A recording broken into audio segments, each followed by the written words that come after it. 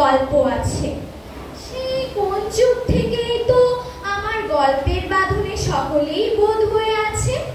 আজ তোমাদের জন্য নিয়ে এসেছি এক নতুন গল্প। গল্পের নাম হলো পাতালপুরের অভিশাপ। একদিন রত্না ও রিনা নামে দুই বান্ধবী জঙ্গল দিয়ে হাঁটছিল।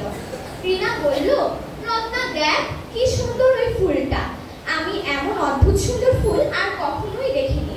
রিনা বলল, তোরা আমি ফুল দেখতে হবে না, এদিকে যে সন্ধ্যা হতে চললো, বাড়ি ফিরবি না? রিনা বলল, বাড়ি তো ফিরবই, তার আগে ওই ফুলটি আমার চাই। রিনার মুখে রত্না এই কথা শুনে সে বাড়িতে ফিরে গেল এবং রিনা যখনই গাছটিতে ফুল স্পর্শ করলো, গাছটি নেড়ে নেড়ে ছোট হতে লাগলো। রিনা বলতে লাগলো, আমাকে বাঁচাও, আমি তো গাছটি থেকে পড়ে যাব। পরে সে দেখলো সে কোথায় যেন পৌঁছে গেছে। সে নিজেকে প্রশ্ন করলো, সে কি, আমি কোথায় এসে পড়েছি? তার সামনে একটি রাজকুমার এসে হাজির হলো এবং বলল, তুমি পাতালপুরে আছো কন্যা। মেয়েটি বলল, আমি এখানে কেন এসেছি? রাজকুমার বলল, তুমি যদি জানতে চাও তুমি এখানে কেন এসেছো, তাহলে আমার সাথে তোমার রাজ্যটি ঘুরে ঘুরে দেখতে হবে। তারপর মেয়েটি রাজকুমারের সাথে রাজ্যটি ঘুরে ঘুরে দেখল। রাজ্যটি ঘুরে ঘুরে সে দেখতে পেল কিছু পাথরের মানুষ, যেগুলো পুরো আসল মানুষের মতো দেখতে ছিল। সে রাজকুমারকে বলল, বাহ, তোমার রাজ্যটি তো আসলেই খুব সুন্দর, আর এই পাথরের মূর্তিগুলো তো পুরো আসল মানুষের মতো দেখতে। রাজকুমার বলল, তুমি ঠিক বলেছো কন্যা, এরা আসল মানুষ, আর এটি হয়েছে আমার পাপের কারণে। দিনটি ছিল আমার জন্মদিন। আমার মা আমাকে বলেছিল গরিব দুঃখীদের মাঝে বস্ত্র বিতরণ করতে।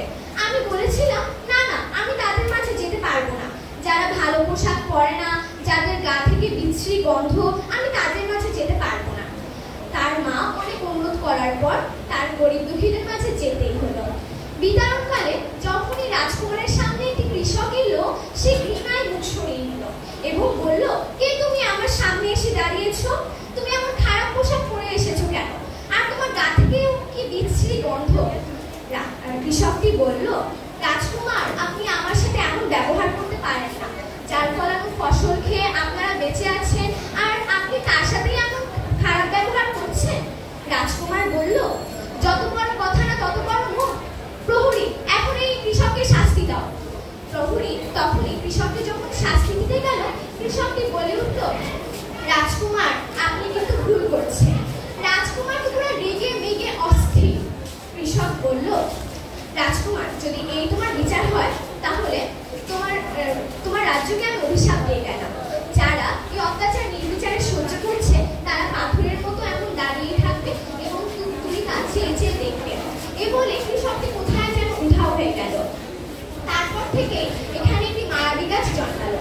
মায়াবী গাছটি রাজকুমারকে বলল, যেদিন তোমার পাপের খরা পূর্ণ হবে, সেদিন পৃথিবী থেকে একটি কন্যা আসবে, যেই পারবে তোমার রাজ্যকে আবার সুখে রূপান্তর করবে। জানো তখন মেয়েটি রাজকুমারকে কি প্রশ্ন করলো? রাজকুমারকে সে প্রশ্ন করলো, আমি তোমার রাজ্যকে আবার কিভাবে সুখে রূপান্তর করব? তখন রাজকুমার বলল, তুমি যদি ওই মায়াবী ফুলটি আবার গাছের সাথে স্পর্শ করো, তাহলে আবার সবাই পাথর থেকে মানুষের রূপান্তর হবে। তারপর মেয়েটি ফুলটি গাছের সাথে স্পর্শ করবে এবং সবাই পাথর থেকে মানুষের রূপান্তর করবে। তারপর রাজকুমার মেয়েটিকে অশেষ ধন্যবাদ জানালো এবং বলল, তোমার কাছে আমি চিরকৃতজ্ঞ থাকবো কন্যা। তারপর মেয়েটি মায়াবী গাছ স্পর্শ করে আবারও পৃথিবীতে ফিরে এলো।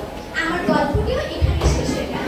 আমরা এই গল্পটি থেকে বুঝতে পারলাম, গরিব দুঃখীদের সাথে খারাপ ব্যবহার করতে নেই, তাহলে কিন্তু আমাদের রাজকুমারের মতো অবস্থা হবে। ধন্যবাদ। Thank you, Fabio Regula, for a beautiful performance.